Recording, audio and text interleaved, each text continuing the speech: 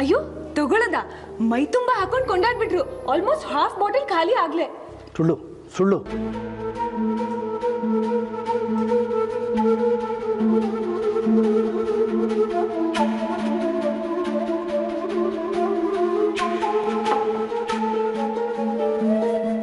ಇಪ್ಪತ್ತೇಳು ವರ್ಷದ ನಂತರ ಕಡಿಮೆ ಏನಲ್ಲ, ಅರ್ಥ ಆಗತ್ತೆ. ಕಂಪ್ಲೇಂಟ್ ಅಲ್ಲ, ನಾನಿಲ್ಲಿರೋದ್ರಿಂದ ಎಲ್ರಿಗೂ ಪ್ರಾಬ್ಲಮ್ ಏನೇ. ರಾತ್ರಿನೇ ಹೊರಡಬೇಕು ಅಂತಿದ್ದೆ, ಏರ್ ಟಿಕೆಟ್ ಸಿಗಲ್ಲ ಅಂತಂದ್ರು. ಇನ್ನೂ 3-4 ದಿವಸ ಆಗ್ಬೋದು. ನಾನು ಇಲ್ಲಿದ್ದು ಎಲ್ರಿಗೂ ತೊಂದರೆ ಕೊಡೋಕ್ಕಿಂತ better I stay in a hotel ಅಲ್ವಾ? ಈಗಲೇ ಹೊರಟ್ಬಿಡ್ತೀನಿ. ಮಾವ,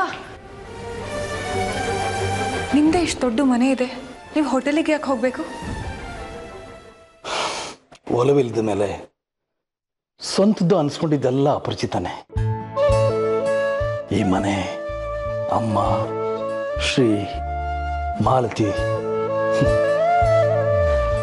ನಾನೀಗಾಗಲೇ ಸೋತೋಗಿದ್ದೀನಿ ಜಾಹ್ನವಿ. ಇನ್ನು ಸೋಲೋ ಚೈತನ್ಯ ನನ್ನಲ್ಲಿ ಉಳಿದಿಲ್ಲ.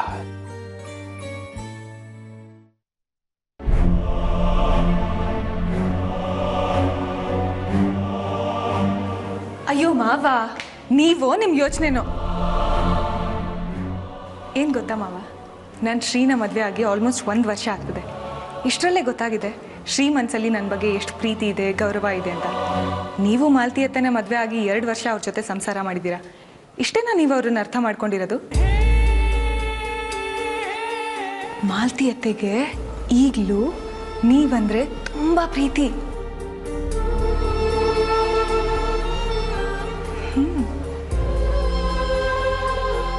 ಪಾಪ ಮಾಲತಿ ಅತ್ತೆ, ನೀವಿಷ್ಟು ದಿನ ಅವರಿಂದ ದೂರ ಇದ್ರಿ ಅಂತ ಡಿಪ್ರೆಷನ್ಗೆ ಹೋಗ್ಬಿಟ್ಟಿದ್ರು. ಜೀವನದಲ್ಲಿ ಉತ್ಸಾಹನೇ ಇರಲಿಲ್ಲ.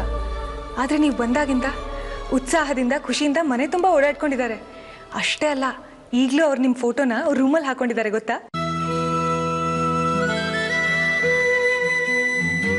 ನಿಜವಾಗ್ಲೂ ಮಾಲತಿ ಅವಳ ರೂಮಲ್ಲಿ ನನ್ನ ಫೋಟೋ ಹಾಕೊಂಡಿದ್ದಾಳ?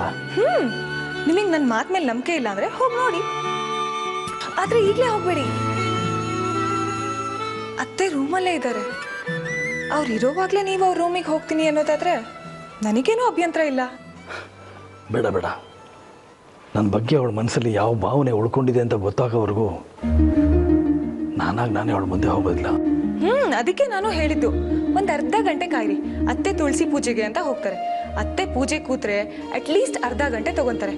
ಆಗ ನೀವು ಹೋದ್ರೆ ನೋ ಪ್ರಾಬ್ಲಮ್. ಮಾವ, ನಾನು 1 ನಿಮಿಷ ಬಂದೆ, ಅಷ್ಟರಲ್ಲಿ ನೀವು ಫ್ರೆಶ್ ಆಗಿ.